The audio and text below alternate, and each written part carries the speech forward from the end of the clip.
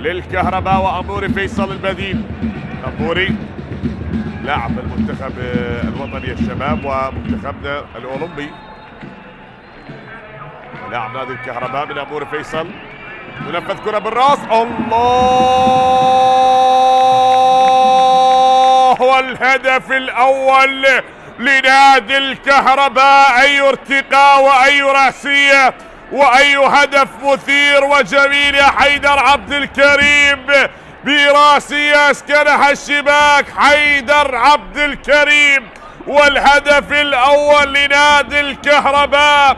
نعم، براسية اسكنها الشباك، الهدف الأول لنادي الكهرباء. هذه الكرة التي وصلت هنا الارتقاء، هنا الراسية. نعم، صعود جميل من بين المدافعين وبراسية جميلة استغل خروج الحارس، وبهذه الطريقة يسجل أول أهداف المباراة حيدر عبد الكريم، وأول أهداف اللقاء لنادي الكهرباء بهدف أول يزور شباك الميناء. هدف